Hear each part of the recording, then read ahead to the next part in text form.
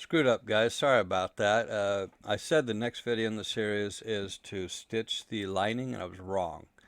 Design Phase 4, Part 2, is the process of applying the Resolene and marking the welt for the pocket. Now, if I'm being honest, I wish I hadn't applied the Resolene to the lamb hide because it stiffened it up and kind of ruined the natural flexibility of it. I kind of wish I'd tried mink oil instead. So it's up to you whether you want to apply Resolene or not. If you're not going to apply Resolene, then you might want to just stick with a single tone color like the green. For whatever reason, if you don't put Resolene on it, that dye, even if you let it dry really well for a long period of time, can get on the other color, and black has a tendency to ruin other colors no matter what. So if I had to do it over again, I wouldn't apply the Resolene, and I would have just kept everything green. And that way it would have a nice flexibility to it. So there you go. It's up to you. Regardless, I'm showing the process. Okay, it's time for me to put Resolene on the pieces for the lining. So I'm just going to set it with a sponge here. I'll do the green first. Get a nice coat of Resolene on there. This is the back side first. I always try to do the back side first. Just seems like the logical solution because the front side is the one you're primarily concerned with. Okay. See there, it has a nice mint green color. I happen to like, actually. I didn't think I was going to like it, but I do. I originally wanted it to be a little bit darker, but it's fine. Okay. Bunch of stuff for this side.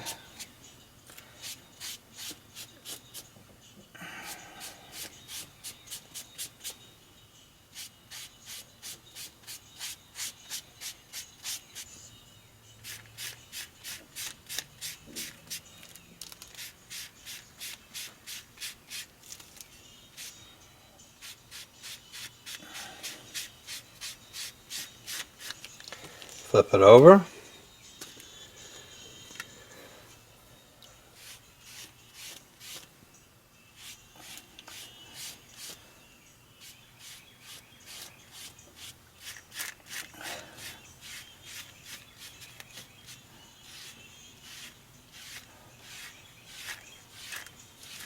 There we go.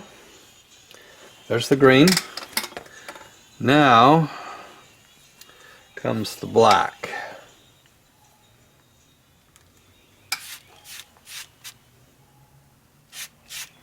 It's absorbing it like crazy.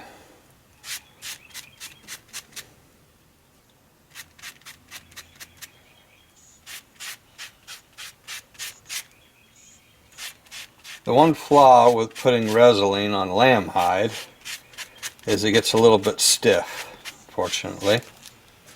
I do not like that about it, but this black would get everywhere if it ever got wet otherwise. So you kind of have to put Resolene on it to really seal it in. Okay.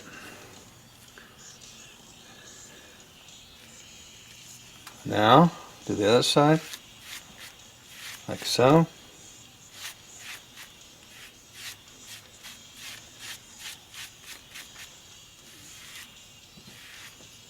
Try to do it uniformly. And I'll let it dry now.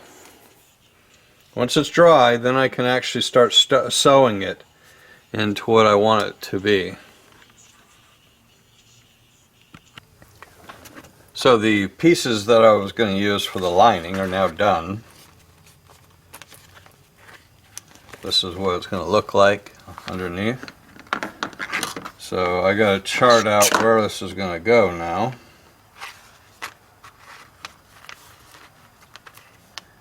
Let's see here. I got plenty of leather.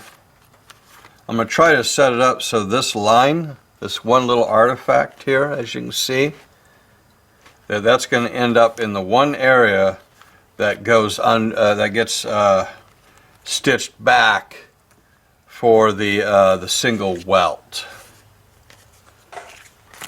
So this is going to be positioned right where that single welt is going to be. And I'm going to have it right here, which is just about the right place. You want your single welt to be right here, roughly. In fact, you can measure it, the distance. And my single welt is going to be about 2 3/4 down from the top of this. So 2 3/4 down from the top, and I leave a little extra leeway, so I know that my top of this should fit right. Do it on the back side so you can see it. Right about there. That's about the line where I'm going to be doing my stitching. And this is going to fit in like this. And I'm going to stitch the two pieces together right out about that line. So I'm going to measure out my welt box, as I would call it. So my welt this time, I'm going to do about the size of this pocket here, actually. So I'm going to plan on 2 3/4 for the size of the welt as well. So 1/2 inch by 2 3/4 is the size that I'm shooting for. And it's right at this line here. So I need to make sure that I have room. I'm going to position this about in the middle of this so that I'll have plenty of room. And this is real fly-by-night work right here. But, you know, it doesn't have to be perfect. And I'm going to line this up with this line here so that I have an idea of where it needs to go on my mat. Okay? And I'm going to mark this with pencil so it doesn't bleed through eventually. It's the problem with dye or ink, is it can actually blend through eventually. So I'm going to mark this with pencil.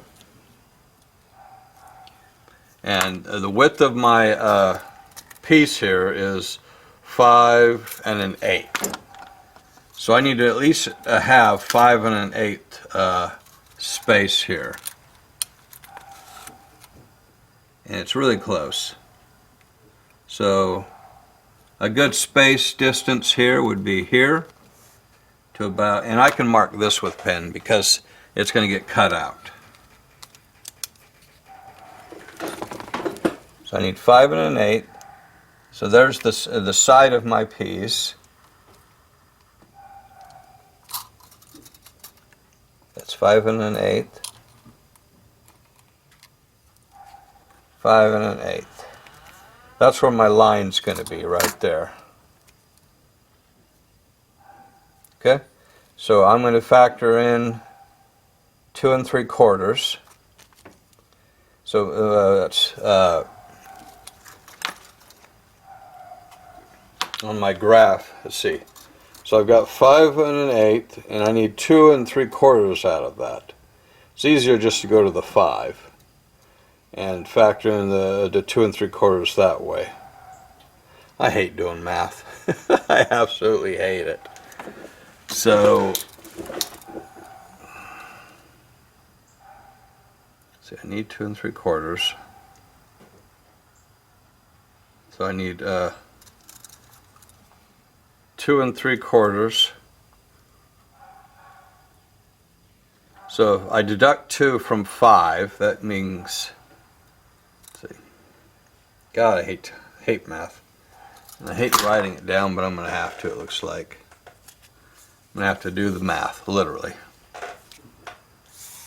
So my space here is 5 1/8. But I'm going to go down to 5 to make it easier, because a 1/16 isn't going to be noticeable.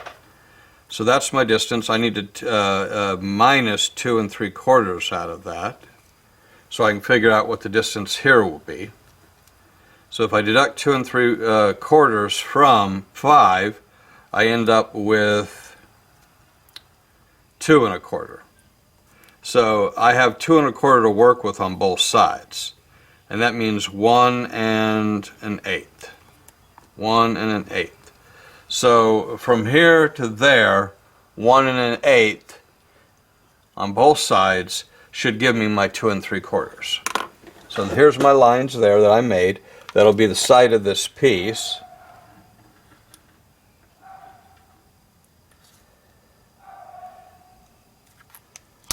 I now need to go 1 1/8 over. So that's 1 1/8 right to there. That's 1 1/8 right to there. And then measure that and make sure it's 2 3/4. 1, 2. I picked up an extra 8 that looks like, so I can cut the difference.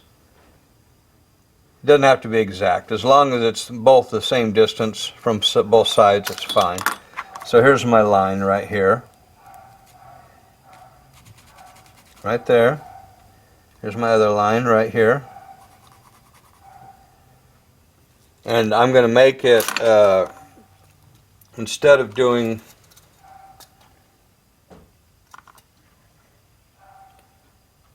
seven eighths, I'm just going to do a 1/2 welt. So I need 1/2 here, from here to here, so there to there. Those are my lines. Now I'm going to make my lines here nice and strong.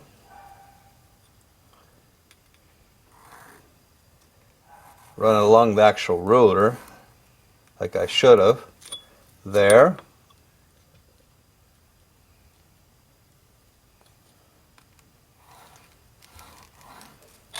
And there. So there is the shape of my welt right there. Let me zoom in so you can see.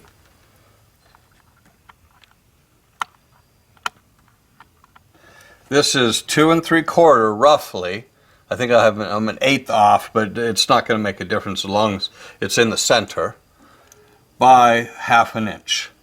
And what I'll do is I'll stitch that line right along there, a nice solid stitch. Then I'll cut it a line through and make what they call the Y, where you make a Y like this. Basically a triangle. You draw a triangle in there, and then you draw a line between the two triangles, like so. And then this gets cut out, and then you fold it over. That's the basic bound pocket style. So that's what I need to do. I need to go over to the sewing machine and sew this out. And I just need to position this about midway, and then it'll map out properly that way. And then this will go beneath it after the fact as the backing.